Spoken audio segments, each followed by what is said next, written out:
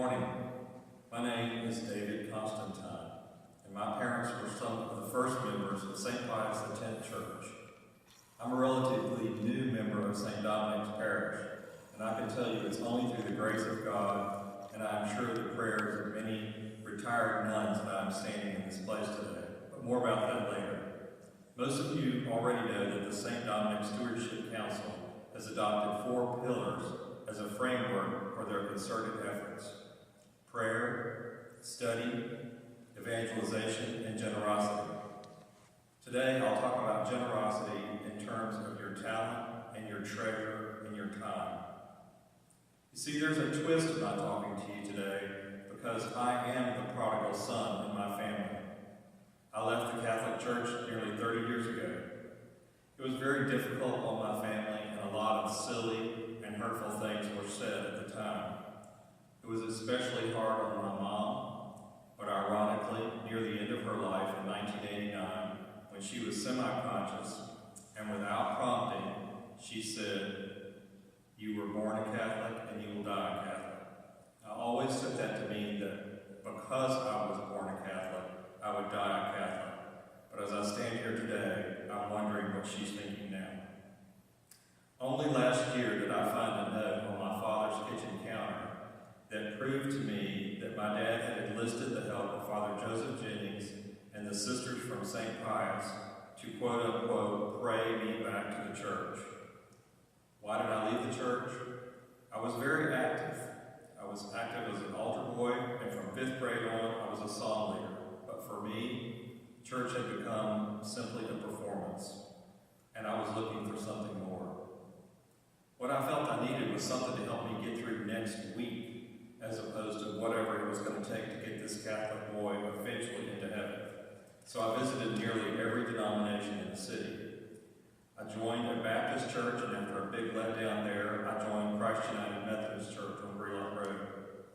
In 2010, while living in Greenville, South Carolina, I was looking for a Methodist church, and God put me in a very modern Catholic church that looks exactly like a Methodist church here in Mobile. But all the prayers had worked.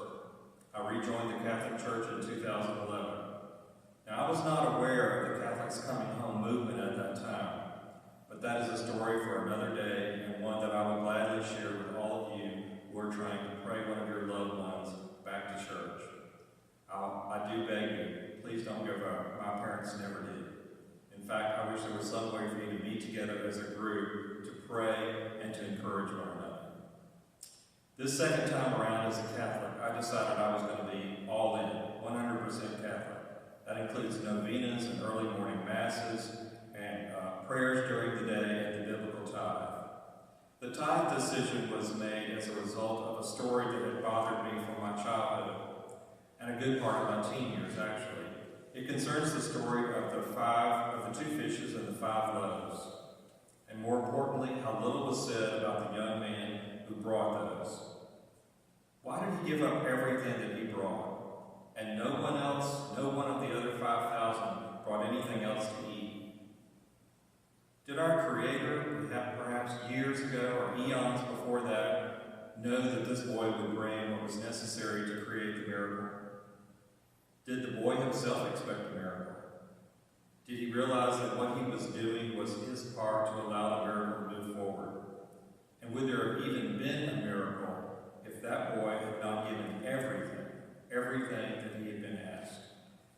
Or was the boy so simply affected by the presence of the living Jesus standing before him that even giving everything, was simply a natural response to the charity of Christ standing before him, who would, at one point, give his everything for all of us? I wonder if Jesus was standing right here today. Is there anything he could ask us for that we would deny him? Jesus often used parables that involved brokenness, a broken heart, a broken will, a broken spirit. Could the bread only be part of the miracle once it was actually broken? Did the bread only miraculously multiply after Jesus broke it? Was this act in front of his disciples a very thinly veiled foretelling of the Last Supper?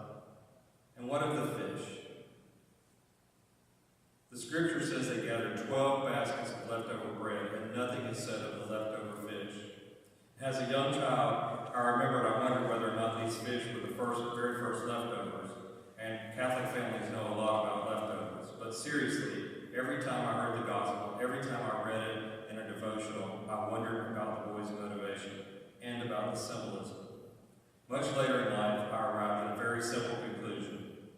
The 2 fish represent what God asks us to return to him of what he has given to us while we are on this earth.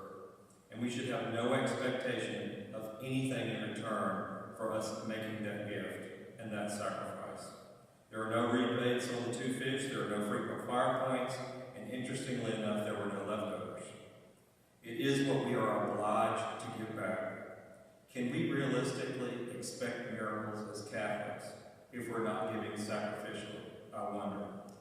Thus, my decision for the biblical tithe. But the bread, multiplied thousands of times over, this is, at least to me, what we give beyond what is required, beyond what we are asked for.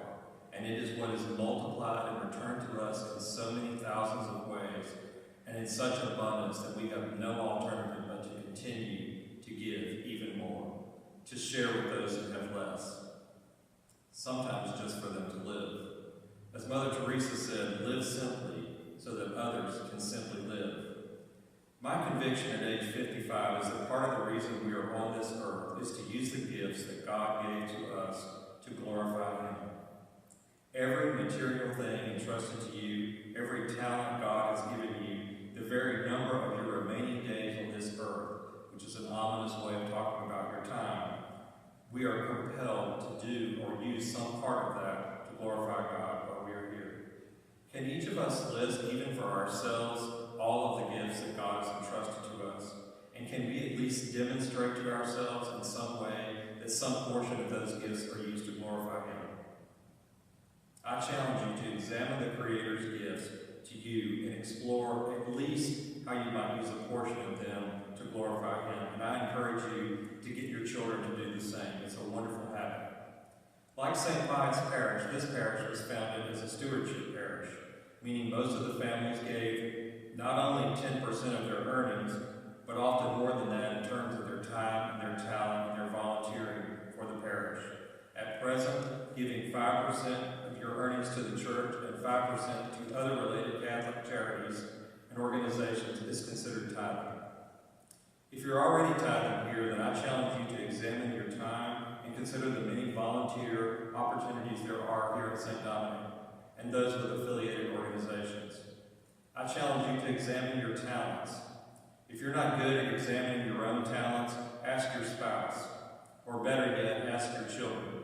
My son Patrick is 24 years old, and he astounds me with his ability to point out and have insight into the strengths that God has given to me.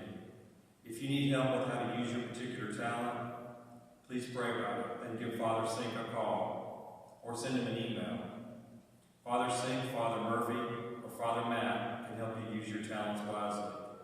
I hope their phones are lit up for days and that his mailbox is more than overwhelmed than normal. From a purely personal standpoint, and in the interest of clarity, I was not a true tithing Catholic until I joined St. Dominic's. Yes, I gave somewhere between 4 and 6% of my income, but I wanted to do what my parents did, the biblical tithe, 10% of the gross.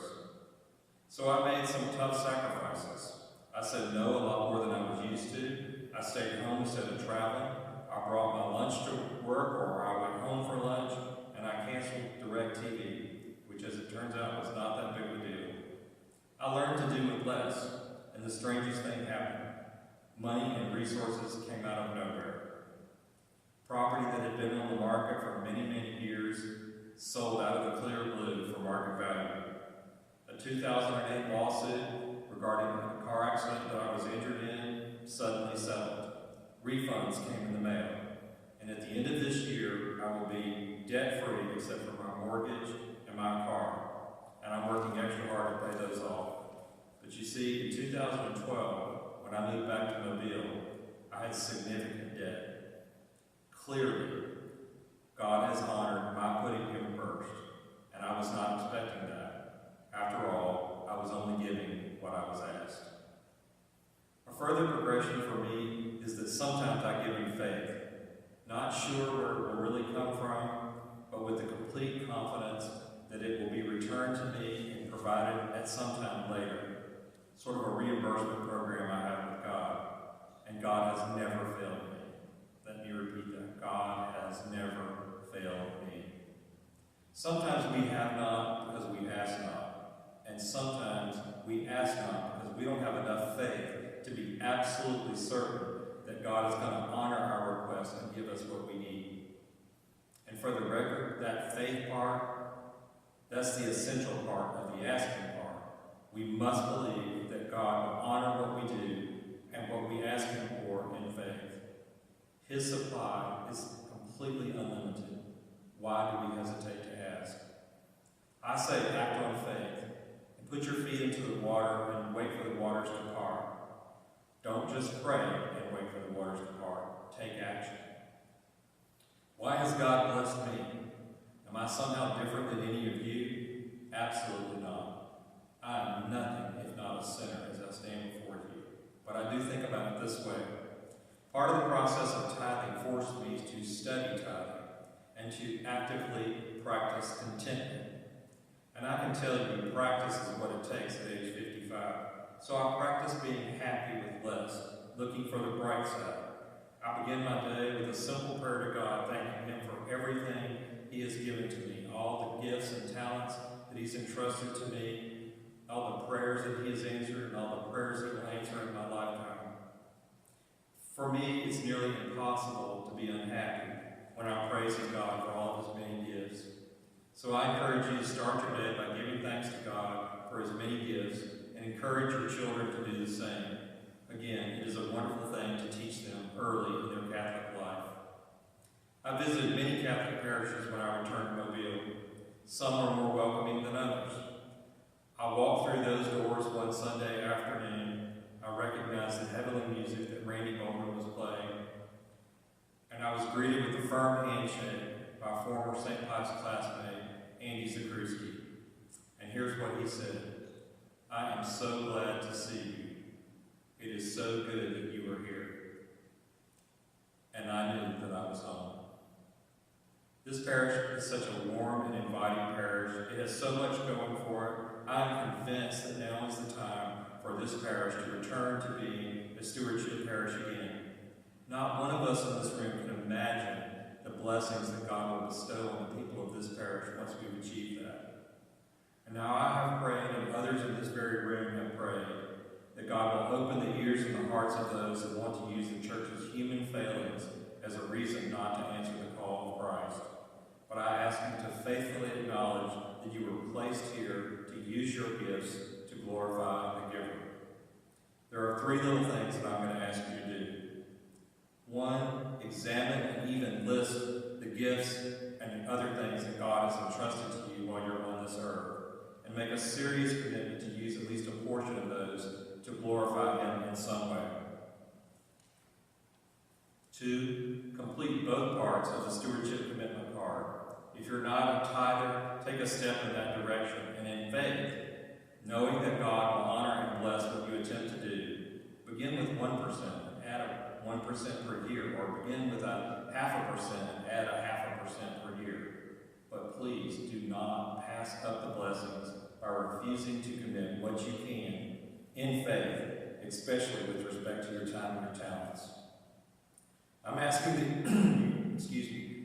that you also complete a card to have your tithe deducted automatically the day after you're paid.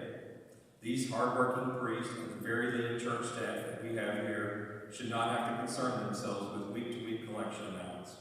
They are doing God's work on this earth. They have dedicated their entire lives to us and to our children, and we are so very fortunate to have them. God knows your circumstances, so show Him your commitment and step out in faith.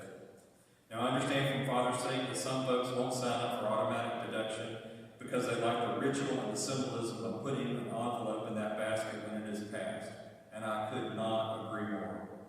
So, I write a check for $5 and put it in that envelope, or I take whatever money I have in my wallet and put it in that envelope, which is sometimes just a few dollars. But I consider that $5 to be my 5 loaves, my over and above what I was asked to give, that as we know will be returned to me in thousands of countless ways, and sometimes by the end of the very week. Now, you may feel what I've asked is too much. or it's overwhelming, or it won't fit into your lifestyle or your current family situation, or your work life, or your single parent life, or your desired lifestyle when you are retired. And that may well be true, at least now. But a very wise sister of mercy once told me this: we are not at our best when we are perched at the summit, nor while we contemplate the climb. We are at our best when we are climbing, even when the way is steep. I can tell you from personal experience, once you begin climbing, you will definitely finish. You will definitely finish. I thank my son and my parents, my immediate family, my extended family, and all my friends for their patience with me over the last 30 years while I was on my journey. And I have to thank all of you, yes, everybody that's here, for the welcome that this prodigal son received.